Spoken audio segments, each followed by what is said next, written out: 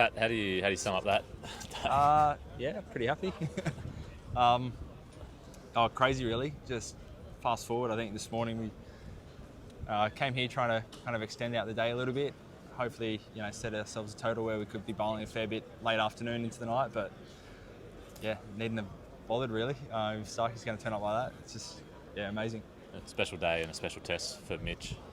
Just a few words on him and what he was like when he was, taking 5 wickets and 15 balls.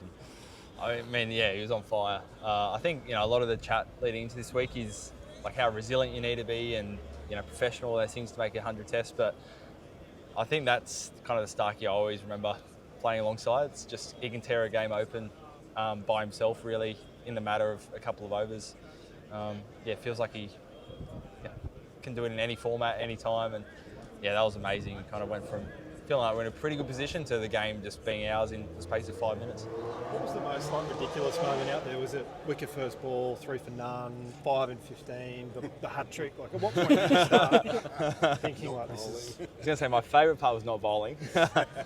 I think the 3 for none, three wickets in the first over, and all really just like not extreme nip. It was just pace and swing. Yeah. I mean, 3 wicket maiden in the first over Test match innings is just bonkers. What about the result itself? Like, pretty grim for the Windies there, all at 27. Like 30 years ago, this was a huge series where Australia came and won and conquered. What do you make of the rivalry, given what's happened this series? It feels like, every game has been a little bit, fairly tight, and then, we just managed to kind of get away from them at the end. But no, it feels like it's been pretty tight for the most part. Like, turn up to quite a few days knowing we needed a partnership, and we've always managed to find a partnership or got a breakthrough. So, even this morning I thought, if you get on the wrong side of conditions here and suddenly they're batting and the wicket's a little bit flatter, I thought 200 might have been chaseable. So, it's a little bit hard to make, how they went, but I thought for the most part we bowled and played pretty well. Nathan was obviously disappointed to not play. Do you think he's taking it a little bit better after seeing what's unfolded? And I don't know how many overs he would have got. Yeah, no, he was great all week. I think he was pretty realistic. And, when you see the ball zipping around like it does at night with the pink ball, and really, the game's probably going to go for 3 days, max 4. I think it's pretty realistic, knowing it wasn't too bad of a call.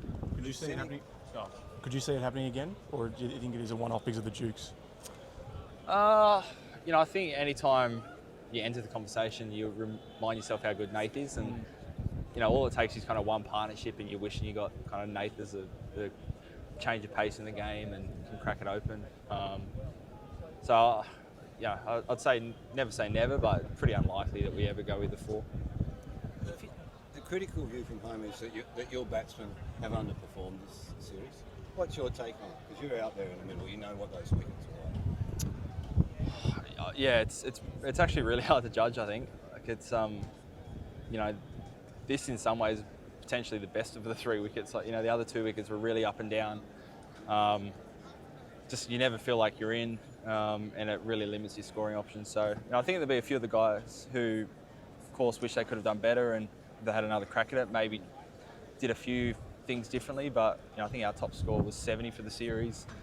A couple of the guys who eked out 40s, I think Greeny got 40 in both innings or something. They were significant innings, even if it doesn't compare to 100 at home or something. They were big innings. So it's kind of hard to really gauge it on the previous 2 wickets and then a pink ball test here. No doubt it was tough.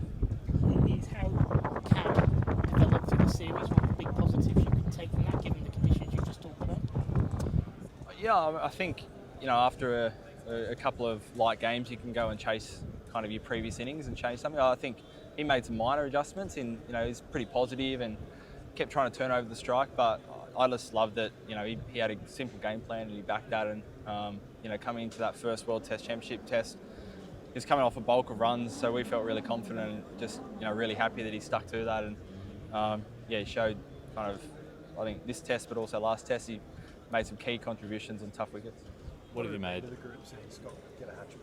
I mean, Starc just on fire, but then Scotty B finds a way to make it about him as well. Yeah, again, I don't really know what to make of it. Like, we're just saying how it was just celebrating like a normal wicket, but it was a hat trick. You know, is it Sid's is the last one? Is it? Yeah. So it's, yeah, I mean, just awesome. Scotty he seems to get on a heater every now and then, and yeah, we all love Scotty, so pumped for him. It was awesome. What do you made of conditions across the series? Obviously, bowlers have done really well, but we've seen 120 wickets in less than 10 days of cricket, and then you look at England, where it's tough for bowlers to get a breakthrough. Do you think struggling to find that middle ground in Test cricket at the moment? Well, I much prefer this way as a bowler.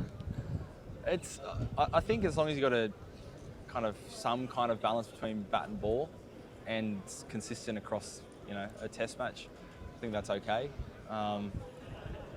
It is tough to get right. I think in Australia we're actually pretty good at getting the wickets pretty well balanced most of the time. So the first couple of Test matches, they were pretty tough to score runs, but it felt like they didn't dramatically change from day to day. Pink ball's a little bit different. At night it can be drastically different to the day, but if it's 3 days, 5 days, you just want it trying to be a fairly even contest throughout. Are you going to be, I know you've got a bit of time off coming up, are you going to be watching the last 2 tests of that England-Italy series back home? Potentially, yeah. Caught bits of the first 3 and they all seem like cracking Test matches so far. So it looks like a good Test match series. So yeah, probably be tuning in watching some of it. How's Alex Carey, and just talk us about his series so far? He's had a few drop catches, also produced some innings. Yeah, I thought fantastic series. Tough couple of drops yesterday, ball wobbling around. It was kind of like what you get with Dukes in England sometimes, where it really wobbles around. But I thought he had a fantastic series.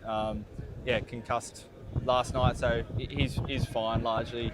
Didn't pass the test last night, but overall he said he's pretty good. But no, I thought he was fantastic in the series.